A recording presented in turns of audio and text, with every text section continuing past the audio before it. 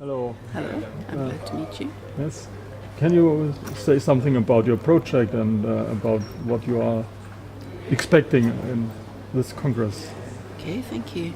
I work with an international network of NGOs, non-governmental organizations, called Global Action Plan. We have members in 25 countries, and we are all working towards a more sustainable way of living, both at home and in the workplace and in schools everywhere. What I get from here is fantastic contacts, because all of our work is done in partnership. We could never do it alone, and we love partners. So this is an opportunity to meet people, to exchange ideas, and maybe to find a new partner. Can you show me tell me one example of your activities you made? Well, the activities to create more sustainable lifestyles are what is done by our member organizations. So if we take one example from a member organization, in Ukraine we have, I think, the world's most ambitious program of education for sustainable development. One lesson a week for sustainable development from kindergarten to grade 9. And teacher training and trainer training in 14 of the 25 regions of Ukraine. So that's one example. Ukrainian. Yeah, it's unexpected, right? You don't expect to find the world's best example of education. And what do they do in this education? What kind of learning or what kind of teaching? Or? Well, of course they learn things about resources and how to live more sustainably from a resource point of view. But I think the most important thing is they learn the skills they need to take part in transforming their own society. So they learn conflict handling, they learn personal relations, they learn how to run meetings in a very productive way, non-aggressive way, and so on and so on.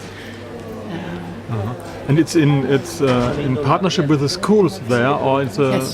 Yes, our member organization in Ukraine is an association of school teachers. If we then look at what we do in the international secretariat, our job is to support our members, and we support them with methods and tools and training and coaching and so on, and that's what I'm here to talk about quite a lot. That will be the subject of my talk. And you have own teachers who go to Ukraine and teach the teachers how to teach? And last year our member organization in Ukraine taught 846 teachers. Yes. And we hope to reach, last year we hoped to reach 37,000 pupils. We reached 61,000 who enrolled in the programs. Very interesting. And you won a prize for this?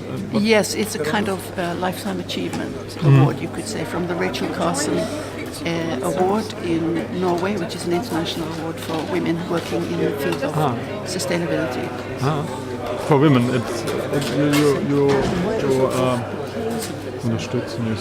you support women especially. No, but this award is only for women. Okay. Yeah, because very often there is a slight bias in some awards towards more men than women getting the award, you could say. So this one is just for women. Okay. Thank you. Thank you. Thank you. I hope everybody is able to stay awake after that excellent lunch. I'm glad about that introduction, Rainer, because it seems to me that most of the people I've heard speaking here today have been talking in one way or another about behavior change. Most of us somehow are in the business of seeing that people behave differently from the way they do today, whether it's by adopting new cook stoves or by learning to care for animals instead of shooting them, and so on and so on. So we all, in some way, or most of us, in the business of behavior change. And I'd like to share with you a story. A story about a journey that has lasted, so far, 25 years, and has scaled 3 quite high peaks, and is looking at a 4th one ahead. And that is, the fourth one is the interesting question of scaling up. But when we started on this journey 25 years ago, like the bumblebee, we didn't know that what we were trying to do was impossible. So we did it anyway, and we've been doing it ever since. It's an interesting story, not only because I want to boast of it, because it's very nice to say, oh, we've done all this great stuff, but also because what we have done, which is quite a lot, but not in my opinion anything like enough, could not have been done without networking and partnership. So an occasion like this is just fantastic, to be able to meet so many people on a similar or a parallel track. So for that reason alone, I'm very, very happy to be able to share this story with you. Our first challenge on this 25-year journey, yes, it started properly in 1989. It started a bit before that, but in 1989, in partnership, was to bring about long-lasting, sustainable behavior change. We had noted through research that the key to the world's problems and solutions lay in the lifestyle of us in the Western world, in the lifestyle of the affluent sections of the population, no matter where they are in the world. And this was quite a relief, actually, because at that point everybody, all the people in the poorer countries were pointing to the rich countries and saying, it's all your fault, you use too many resources, and all the people in the rich countries were pointing to the poor people and saying, it's all your fault, you have too many babies. Now, we found out to our own satisfaction that the poorer people were right. It was our fault. We were using too many resources. I mean, that is the key to both the problems and the solutions. So, and that was good news, because we can't do much from Sweden or Netherlands or where we were at that time about how many babies people have in Africa. But we can do something about our own lifestyle. And that's where we started. So, we started by modifying our own lifestyles and said, if we can do it, maybe we can help other people to do the same. And we worked from there, and within a few years we had partners in a dozen countries, and we were engaging people in behavior change, and it was working. There was Dutch research to show that the results were what they call spectacular, which is nice. Although even today, some people will claim that that research can't possibly be valid. You can't possibly get that kind of results with long-term behavior change. We did. However, then we came up against the second challenge, the second mountain. And the second mountain was how to transfer what we'd learned to new countries. Groups from other countries, new countries, were kind of queuing up and saying, we want to do this, we want to be part of this. Wonderful. But it didn't always work. We even had some quite spectacular and public failures. The materials were translated, and we knew they worked, they were very good. The program methods were adopted, we knew they worked, but the results weren't coming in. And we realized, okay, you can't just do that. You have to get really serious about cultural adaptation. And so we started. We developed a methodology, and by 1998, we had reduced the time it took for a new group in a new country to join our community or to become fully operational and have a working program from 4 years to 1 year. And we were down to almost 0 failures. I say almost because a few weren't really set up according to the methodology, and one of those did fail. But those that followed the methodology succeeded. Wow, fantastic. Very nice. Second mountain, climbed. And then, of course, we came up against the third challenge. We noticed, because by this time our partner organizations were using this method, the underlying methodology of behavior change, in all kinds of different situations. We started with something like a study circle for adults, the Equity program, which is still a kind of flagship.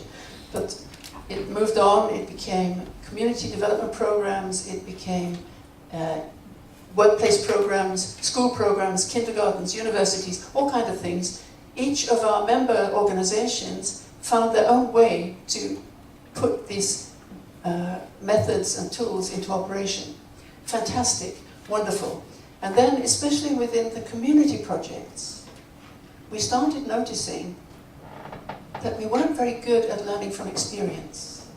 It seemed as though every time we started from zero, as though nobody had ever thought of doing a local Agenda 21 program before. So we realized that we needed not only a methodology for individual behavior change, not only a methodology for cultural adaptation, but also a methodology to accelerate how we learn from experience and how we teach others to learn from experience. So this is beginning to sound very abstract, but actually it turned out to be fascinating. We set up a research and development team, not only with people from our organization, but with people we invited in from outside or who invited themselves in. And we came up with a methodology that we call Learning for Change. We introduced it in 2009. We decided to begin very modestly. We had a workshop with 60 participants from 4 continents and 11 facilitators and 49 case studies in the same room. And it worked. Next mountain climbed. And since then we've taught the method. We've had workshop participants from more than 40 countries, so way outside our own network. We are very happy to share what we arrive at with whoever is interested. We've trained facilitators in Europe, in Africa and in Asia. We have a couple of them at least here at this conference. Wonderful. And then, guess what? We saw there was a 4th mountain. So the 4th challenge is, as Rainer said, scaling up. Now we have member organizations today in 25 countries, as well as people using Learning for Change in many more countries. Within our own community, the Global Action Plan community, we have several million program participants today. Fantastic. And nothing like enough. By now, I'm always in a bit of a hurry. By now, I thought we would be 10 times as many. I thought we would be 20, 30 million people and making big waves. But instead, we see that the affluent people in the world are actually living less sustainably than they did when we started. This is not satisfactory. So we need to scale up. We don't want to become a huge organization. I wouldn't even know how to do it. We're a networking group. So what we think is we can use other methods, other techniques. We can learn even more than we have already from marketing and media. But not least, we can learn a lot from new technologies. We've set up a web campus, and we think that some of the things that we previously have done by traveling around the world and teaching people on the spot, we can maybe do online, by the web campus, webinars, discussion groups, and so on. We want to experiment with all kinds of things, from smartphones that help you to adjust your lifestyle in a friendly and shall we say, enjoyable way, because this is supposed to be fun, right? We're in this for the long haul. I haven't been doing this for 25 years in order to wear a hair shirt. Sacrifice is not a very good message to start out with. So if we're going to be in this for the long haul, and I hope that, and I believe that you are as well as I am, then it has to be fun. It has to be enjoyable. So how do we convey that with the new technologies? So we're just discussing new action research proposals, drafting them together with several universities. One of them is Fudan University in Shanghai, but there are several others too. And so we think that there's a lot of scope. We are just moving into this challenge. And there's room for many more people, many more groups, lots more interest, I hope. So the impossible takes a little time. Yes, it does. And we keep on flying. I said when I joined this organization 25 years ago, well, I can see this is not going to be quick. I will commit myself to 10 years. That was 25 years ago. So we keep on flying, and we keep on flying in partnership. Yeah? So we are very, very happy to hear from those of you who've already learned stuff that we don't know yet, or who want to learn together with us. That's our message to you today. Thank you very much for listening.